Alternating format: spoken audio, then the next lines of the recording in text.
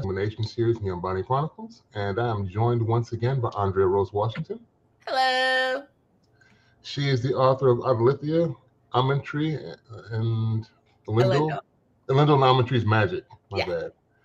Got it. Those are all three of hers. So if you like science fiction and fantasy, check her stuff out. There will be a link in the description of this episode, as well as my website will be up there as well. Today we are finishing off Vox Machina. Um, Season 2, episodes 11 and 12, Belly of the Beast and The Hope Devourer, which are the last two episodes for this season. It was an interesting ride, as we knew it would be from season 1. hmm I'm curious to see how we go into season 3, given some actual events in real life that have happened recently, so we'll see. Um, but I guess let's get into it. We have Belly of the Beast opens up where we get the ending of the scene with Scanlon and Kaylee, where they're having it out, kind of. I, I just have to say, Yeah, first, disclaimer, people, don't laugh at me. I have a list right now and there's nothing I can do about it. And two, when he started talking about the woman that he fell in love with, I knew in that moment it was not her mom. Like he went into so much because like yeah, the eyes, the ears, the hair. You look just like I know exactly who she is. And then we see the woman. It was like that was not her. They don't have the same eyes or the same ears yeah. or the same hair. I did not see a family resemblance between the girl and the In woman his in his vision. in his vision. Yeah, And I flick Scanlon, stop. yeah. My note was Scanlon, WTF, LOL, because he doesn't remember Kaylee's mom, and that's obvious. And I started rolling even more when he started just reeling off names, trying to guess, and then at the end he said Bert or something. It was oh, I was like, it was a beautiful story of him falling in love, and it's like, oh, almost like I even asked her to come with me, and she said no, and everything, and at every word he said, I was just like, you are digging yourself into a deeper hole because that is not her mother. Yeah. Like they didn't have the same coloring, they had nothing. Their eyes weren't the same color, nothing. Nothing was a Scaling. Stop. Yeah, he was going on one. He thought he had the one. He thought he was. He said that with confidence too, though. All the stuff he hmm was saying, he was just rattling off details about how they fell in love and met. And yeah, the person in his vision obviously didn't look anything like Kaylee. And we got it. Gnome. I remember I was tripping last episode. Like, what exactly is Scanlan? And he's a gnome. hmm Because he confirmed it this episode. A couple people mentioned it. I think either Kaylee or Pike, I think, mentioned it to him. And then he, at the end of the other episode, he's like, time to gnome up. I think it's his version of cowboy up. hmm He's trying to get himself together. Yeah, Scanlan goes through that whole thing, and she ends up just being frustrated. I think she had planned to kill him. And then was there like a curse on the sword or something she put because it floats there when she leaves him? I was very I was very confused by that because I don't remember where she got the sword from. Yeah. Like for a second, I thought that was the vestige, but I think the vestige was different, wasn't it? Yeah, the vestige that he got that they could see through, I thought Umbrasil, the dragon, had taken that already because it's Yeah. like on he's got it cuffed to his arm. So it wasn't that vestige sword. It was some other sword that apparently I think Kaylee had. But as she leaves, there's like a glowing golden inscription in it, and it's floating, pointed at his chest where he scratches himself when he Trying to frees get away. himself. Yeah, when he tries to get by it. So I'm like, I don't know what's up with that sword, but there's more to it than that. And then I got confused by the next section because as Kaylee leaves, there's like a golden trail that leads out the door, and then that's kind of what looks like attracts Vax. When he's hmm just sitting there, he sees this thing kind of meandering out of the doorway to the tavern that they're in, and then he comes out and sees, I guess, souls of the dead, and he finally walks around. So we're finally getting it to be revealed what his job actually is. Even though, even through the last episode, we still don't see him actually do his job. Mm-hmm. But he kind of has it out with the matron of ravens. Uh, I think it's Keyleth and That Vex follow him. follow him out, and of course, Keyleth is the doofy one that's making so much noise that both know that they're being followed. Like I saw you, I heard you 4 blocks ago. Yeah, and she's like, "It wasn't me." She's like, "No, it was me. Sorry, am I really that loud?" So they follow him. It looks like he's going to some Church of the Dead or whatever, I guess, because she's the matron of ravens is the goddess of death in this lore. So he goes in there, and there are a bunch of, I don't know if they're like nuns or It's like her followers, like her yeah, priests, or like her people, like usher him to where he's supposed to go. yeah, her Very under creepy. matrons. Yeah, it was kind of creepy. He just walks in. There's like a pool of blood over a big old statue of the matron, and he Mm-hmm. decides to, after having that conversation with Scanlan, like, okay, I guess I got to just take the plunge and ignore my fears. And he does, and he surrenders to himself, and this pool of blood floats down. We don't know whether he's dying, what's going on. And then he wakes up and has an actual conversation, which was interesting, has an actual conversation with the matron of ravens. What do you think about that part? So I liked it. It was because this season has been a lot about growth, and for them like to come out of their shell. We've seen each one of them. Like first season was all about Percy, sort of like that was his story. It was season 1 was all about Percy. Mm-hmm. But like this season, we've gotten to see each one of them have some type of growth, understanding, come to Jesus moment with who they were, what their powers are, and this one was for him. And I liked it because even though he didn't get it in that moment, Yeah, it was an eye opener to him. Like, okay, this is what I'm afraid of. I need to work on it to become better. And we see him starting to grow and accept his role, like what he accepted to save his sister's life. yeah. So I liked it. Yeah, he basically tells her that, my sister is still here and a debt is owed. I'm here to fulfill it, whatever that is. And he's like, I don't know what I'm supposed to be doing. Am I supposed to usher them into the beyond? And she's like, yes, in a way, that is what and I guess what he's seeing is the destinies. And she tells him not to be afraid of death. So I'm curious as to what he is supposed to be afraid of then, because she's like, you're afraid to die. And he's like, of course. And then she tells him, there are plenty of things to be afraid of, but death isn't one of them. You shouldn't be afraid of death because it basically shows you the worth of life, that balance.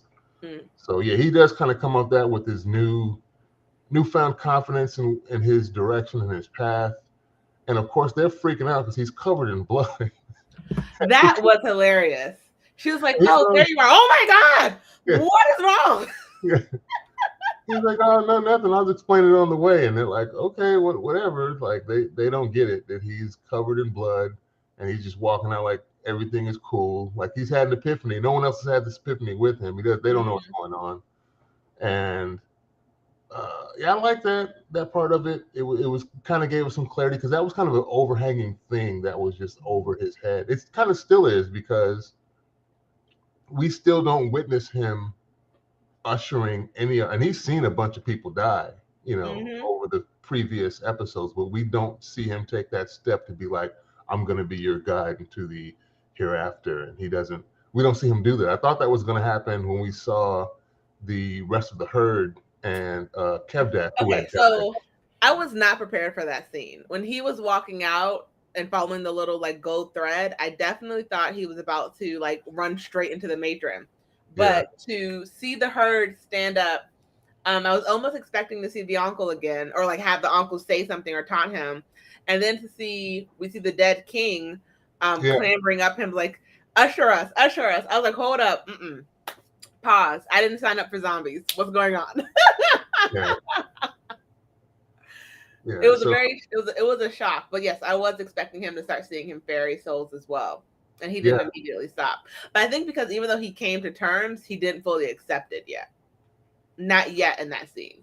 Yeah, I mean, we see him verbally accept it and ask and get some clarification from the matron, but I was just pointing out we don't see him actually do any of that, despite he's just, like it's like doing chores, and he's just walking past a bunch of messes that it seems like he's gonna have to go back and pick Yeah. back up because they're leaving the trailer dead, regardless of where they go. So there's a lot of souls to be ushered in if you want to. You skip like 30 or 40 just now. Mm-hmm. Um, and then we get the next scene where Thordak and Ubersil are talking, and we still see that Thordak, my notes say, don't give a damn about vestiges. And he Yeah. basically threatens Umbrasil, which that name is so weird to me, even though it's fantasy. I know the names are going to be weird, but that sounds like a mix between like some type of soccer short and like a groin ointment or something. I don't know what that name is. I expect to see this commercial for Umbrasil, when you got that itch or something like. But he threatens him and says, your body will burn if you don't give me my gold, basically. But that's brief. They keep that brief. And then we flash back. We go into the tavern, and Percy is trying to put together some super complicated plan and trap system for the dragons. The herd is not listening to any of that. They're Like, not. yeah, he's going through all these stupid plans and terminology that none of them are getting. It's like, huh? What? And then They just want Grog to is rage like, and smash things. yeah, you dig here. I'm like, oh, why didn't he just say so? Just tell us that. You can tell us to dig, and that would have been it. That scene I thought was really funny. Because one, we're seeing a lot more of people who act like Grog, Yeah, in different as a group. forms. Yeah, And so we're like, okay, Grog, we understand. I understand why you are the way you are now, because like this is how you were raised. Okay, you're not stupid. You just only care about raging and fighting. This is the yeah, only thing you were ever taught. I understand that now. But it's also really interesting that they were all drinking and having fun, and then going back to Vax's scene of him walking out, and yeah. like they didn't even move the dead. So it's like they're to cut No, back to that scene of Percy explaining the trap, and it's like they're all these people are drunk, they're having fun, they're partying, and all the dead people are still outside the building. Like you didn't even move it to a pile, you didn't burn them, you didn't do anything. So yeah, it's really interesting, even going forward to watching Percy trying to explain the trap. They really don't care. They're no, just like, look, I want to drink and have fun, and then just tell me where to dig. I dig there, I'm going to dig. Okay, you should have just said that. yeah. We're part of the killing part of it. We're not part of the aftermath cleanup part. We've done what we came to do. Well, the rest of y'all have to figure the rest of that stuff out.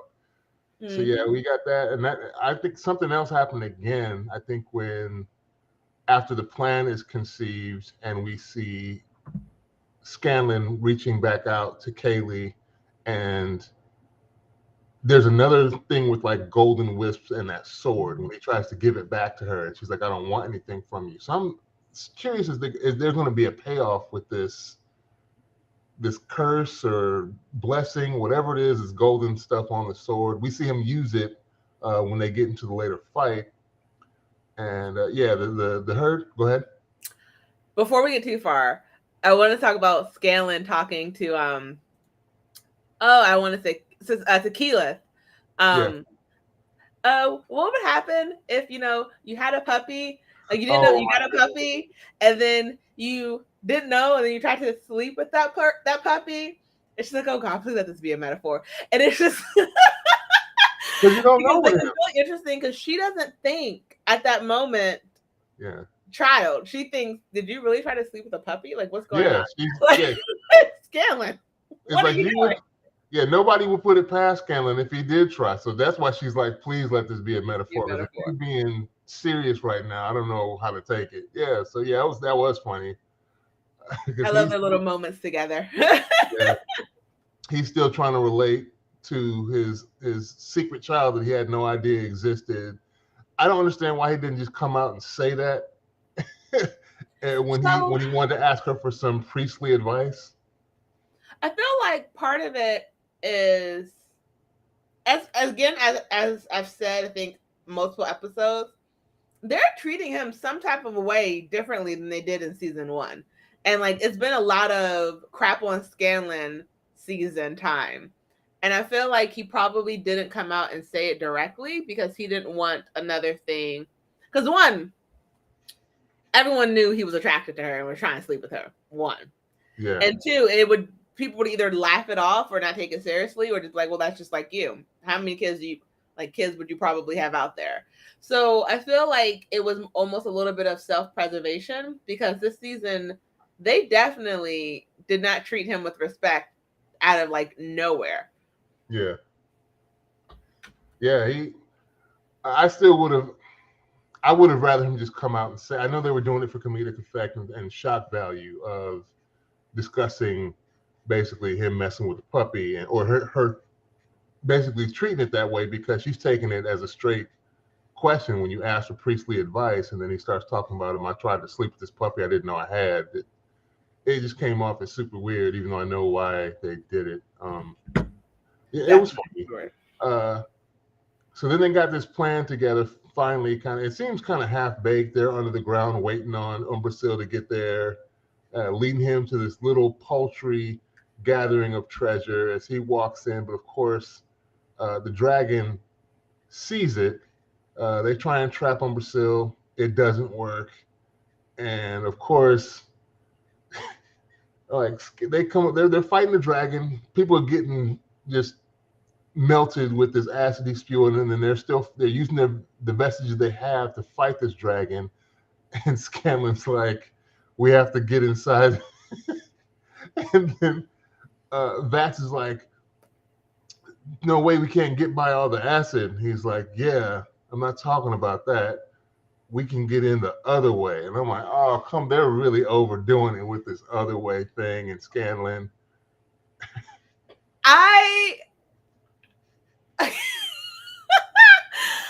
That scene, I had to replay it because seeing Vax's reaction to it, because it's like, okay, you can't really defeat him from the outside. Let's try and get on the inside and cause actual damage.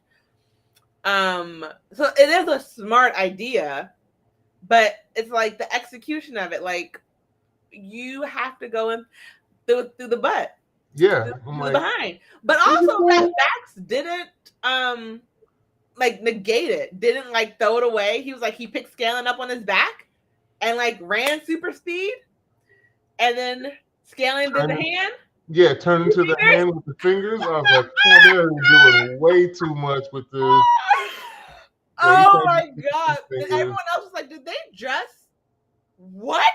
Yeah. I think it was Pike is like, oh, Scanlan. The dragon's reaction was like, what? Yeah, his eyes kind of opened up wide, Buck, like, what just happened? Like, oh, you know what just happened. Yeah. And it was a smart idea. I think they needed more than just a sword on the inside. I think instead of just like pointing the sword there and stopping the dragon from like lifting because it was going to float wherever. Yeah. I just would have like cut long strips inside of a dragon. Yeah. Like I feel like it was good execution, bad plan. But yeah, I think that's the same thing. Good initiative, bad judgment. Same thing would have happened if they did that, and if the acid would have flooded the chambers that they were in, in his digestive system. If they cut the wrong thing, you don't know how the anatomy of that happens, and then they're all just died inside of the dragon. But yeah, that was a crazy episode, and of course, Umbrasyl is super strong, and you can't hold me. He gets up and flies away with Vax and Scanlan inside of him. And of course, Grog is not going to give up. So we end the episode with Grog basically using that axe they got from his cousin that used to be his now dead uncle's. Kind of like, you probably never played God of War, but it's like the axes in God of War. And he has him tied to a rope, and he's now flying along with this dragon. They have to chase and pursue. And as they fly off, that's the end of the episode 11, Belly of the Beast. And of course, now we know that the title, they're in the belly of the beast. Dun, dun, dun. Yeah. So that was crazy. Good episode. And now I guess we can move on to the Hope Devourer. You want to take a break So that's first? the last episode. Do you want to take a break first? Or you want to go straight into it? Straight into it, because Anchor slash Spotify for podcasters has kind of taken away our ads. So even if I place the ad into it, it doesn't really play.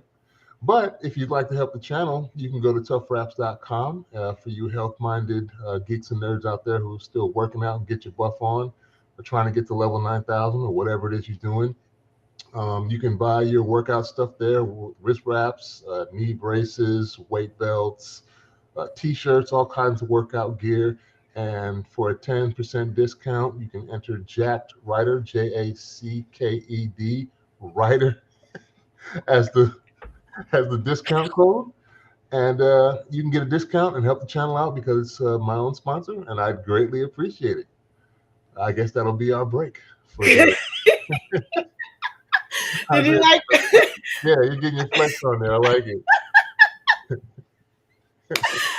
If you are listening to this on Spotify, check out the video part just for that section. Yeah. You will not be disappointed. Awesome. But yeah, so we start in the last episode, which in my opinion didn't feel like a last episode of the season. Did it feel like that to you? It didn't.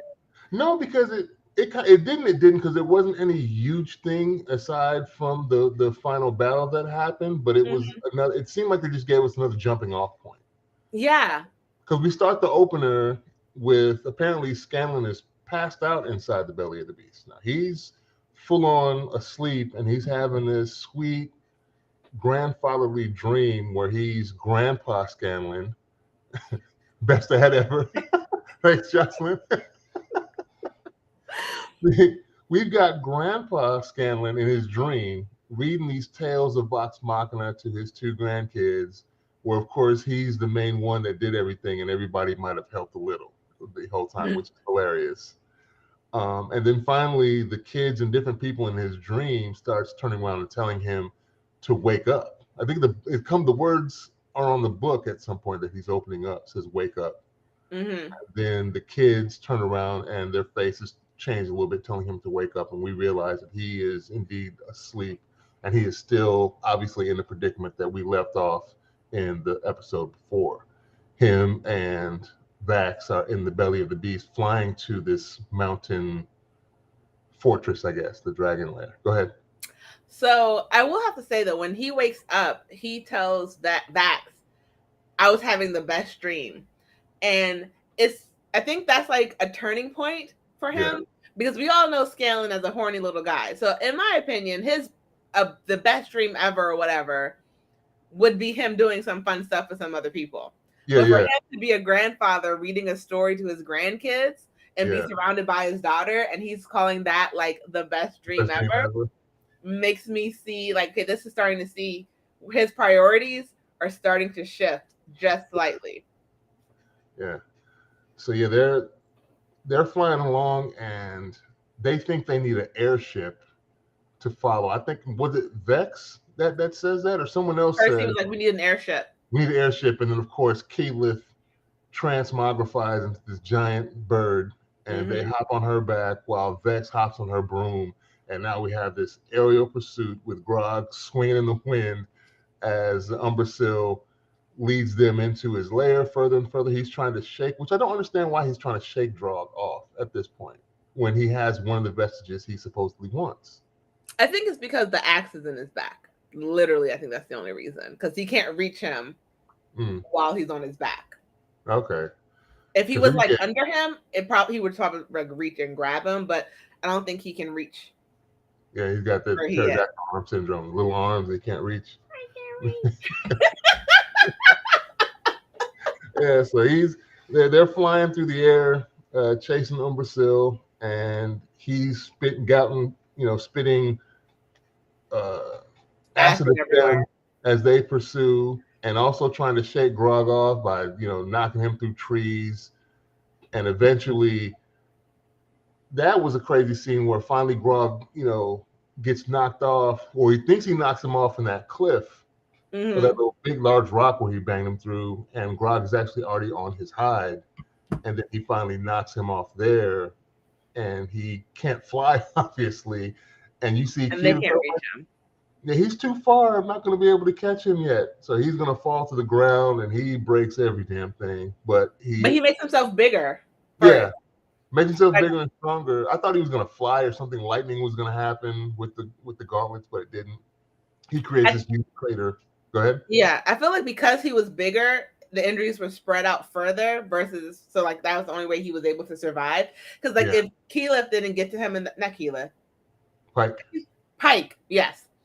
If Pike didn't get to him when she did, if he was smaller, like he would have just been gone. But because I think he was bigger, he was able to survive the impact because it was more mass versus. I mean, he's big in general, but like he was a lot bigger here, so he was able to survive enough for Pike to get there. Yeah, and he does obviously, but he's really banged up. And then we flash into Scanlan and Vax, still their conundrum of trying to get out before he gets to wherever he's getting.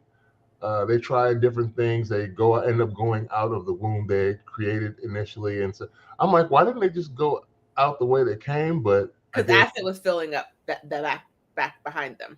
Damn, we got acid come out of his booty too. Yeah. Why is acid? He disgusting. Yeah. So yeah, but then they he ate them tacos he wasn't supposed to eat. Yeah. They literally fist their way out with one of Scanlan's magical pink or purple fist, whatever color that is. They get out like in the nick of time, and then Vax is like, "Good fisting," and Scanlan's like, "Yeah, years of practice or something stupid." I love them. And yeah, so everybody's falling. They're falling, and then Vax is like, I submit myself to you completely, and my boy grows wings. First they're golden at first, then they go to black, and then he's flying. He's able to catch Scanlan, and everybody is rejoined at like the base of Umbrasyl's dragon lair. And it's obvious that Grog is not going to be able to make it yet. He's really jammed up. Pike is tapped out. She can't heal him anymore. Yeah, she's sparking out. And then my note here says Vex is such a hater. She is. She is a hater. And she's like, I get a broom and you get freaking wings. Like, you have a vestige too.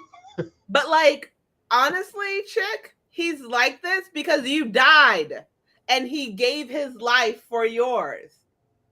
Chill. Yeah, she was mad. I was like, why is she mad that my boy has wings now? He's like, you get wings. She was like seriously jealous in that moment. I'm like, this ain't the time for that. This is why I live in my truth of saying I don't like her. I don't like her. Because every time I feel like I can, yes, Jocelyn, she is ungrateful. You have a broom that flies and you're jealous you don't have wings? Yeah, and there's no responsibility really attached to that broom. That's going to come with her having that or owning that. She's just free to use it willy-nilly and do what she wants. Meanwhile, my boy is going to have to usher in a whole planet worth of dead people to the other side. So you can live. Yeah. So you can keep breathing. So you can keep flying that broom, you ungrateful elf. Yeah. So yeah, they end up.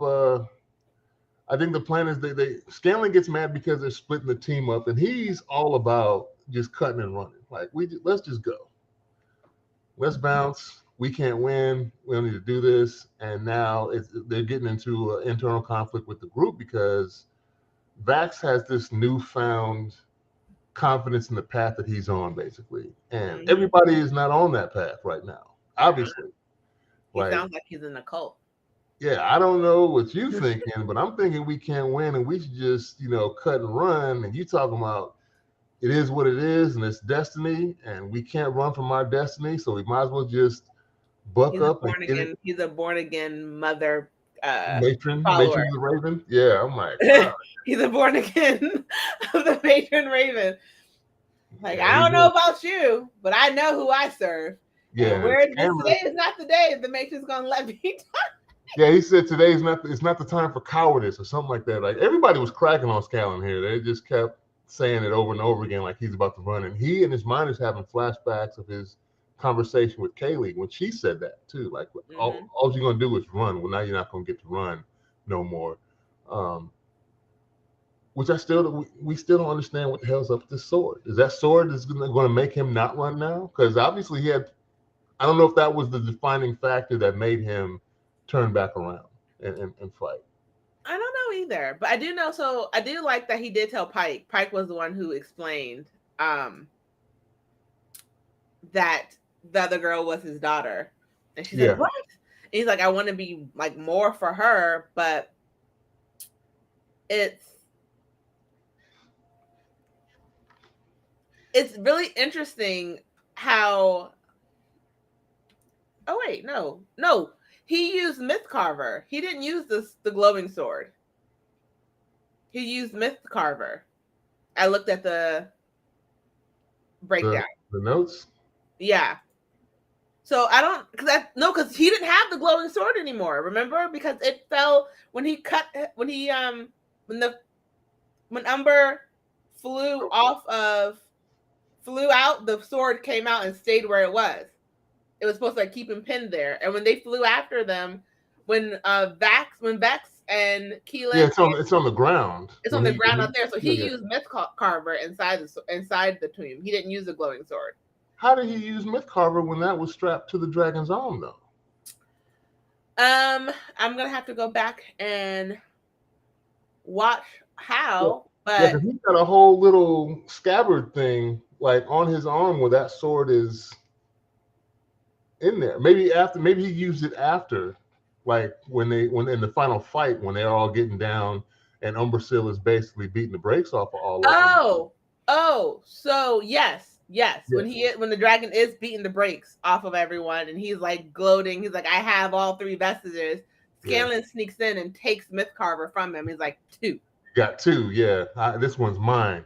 Yeah, that was a crazy fight. We knew it was going to be. I don't know why Vax thought he was going to be just Mr. Speedster, sneak in, sneak out, get the lay of the land. I'm like, what are you planning to do by yourself if you weren't going to fight? Like, you knew, and we already know by now that the dragon can make himself go invisible. Which that honestly came out of nowhere in the last episode, and I'm like, that's just not fair. Yeah. Because like, where did that even come from? Like, was it camouflage or did he make himself invisible? No, like, my boy just got this cloak of invisibility all of a sudden. I would believe it more if it was camouflage. Because it's like, all right, he can change his scales to match his surrounding area. Because some lizards can do that. Okay. A chameleon dragon? Okay. But like, just straight up invisible? Yeah. I was like, no, this came out of left field. You did this specifically just to make him harder to defeat. And I didn't like that. I will say that. I didn't like the fact that he could become invisible. Because I just felt like that was, you just upped the points harder for no other reason, just to make it harder. Yeah, Grog was mad. He's like, "What a dick!" Yeah. Yeah.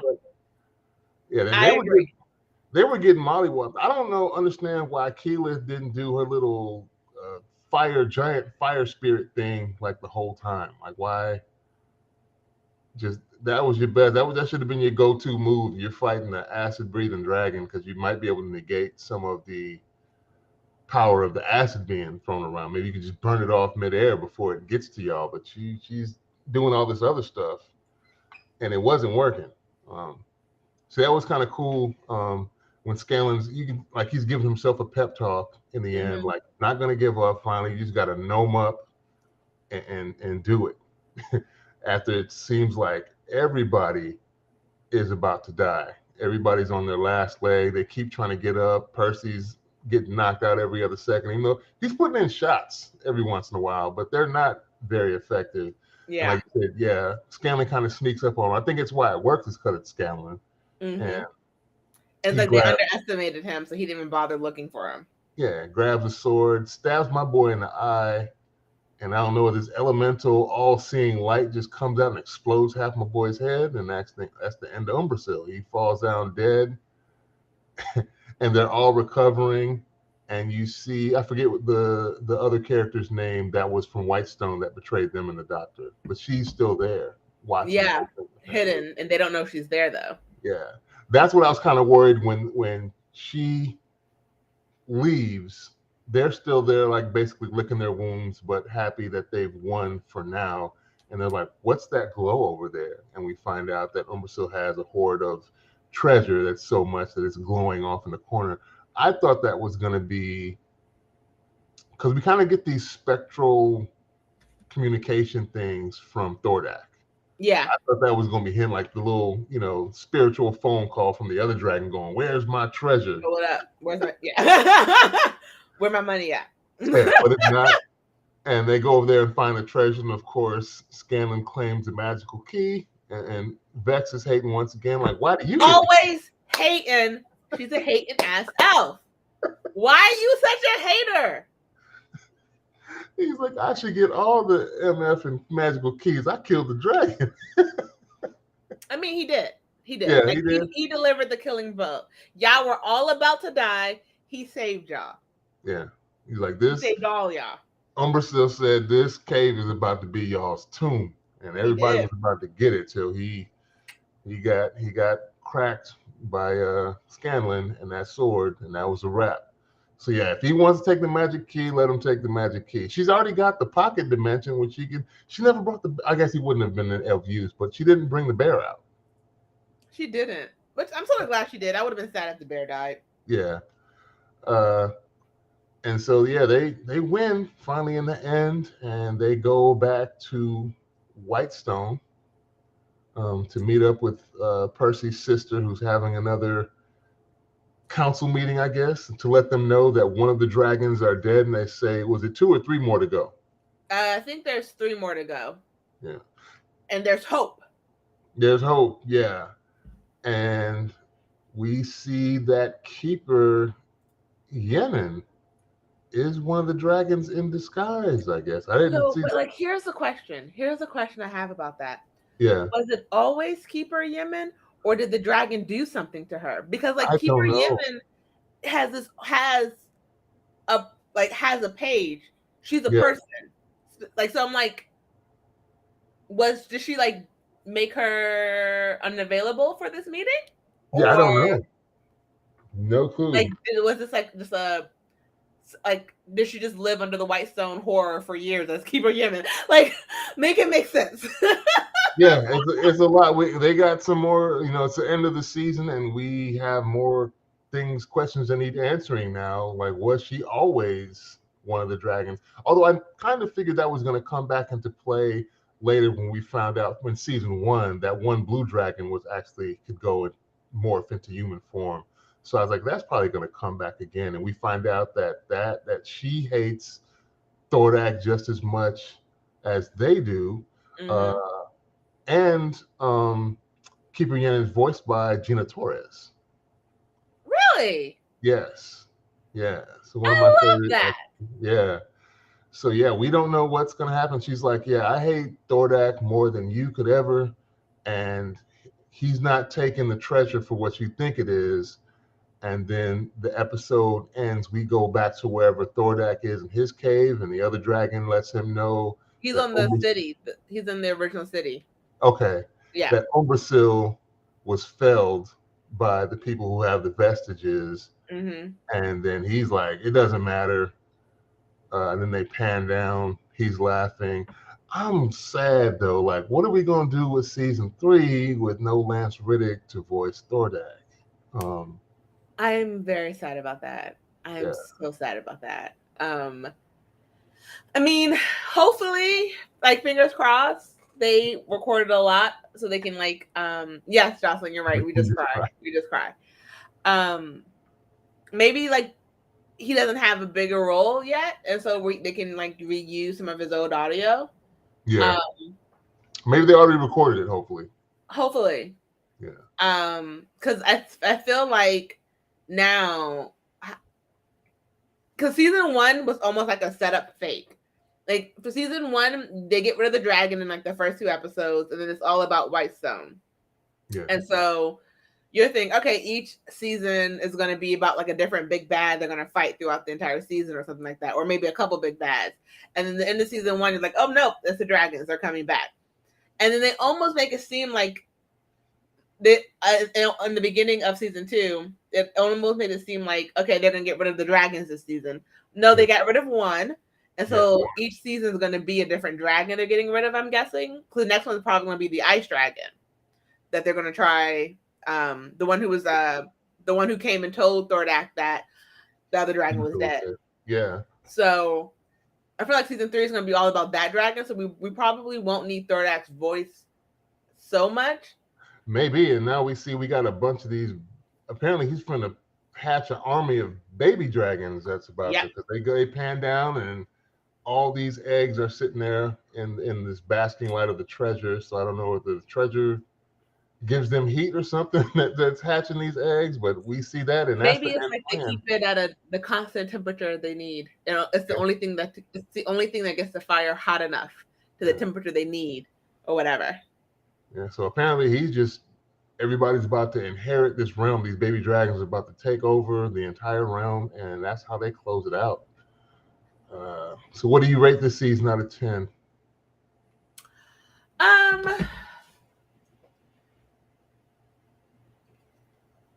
Like a 7.5, 8. Really? Because compared to season, I liked the season, I really did.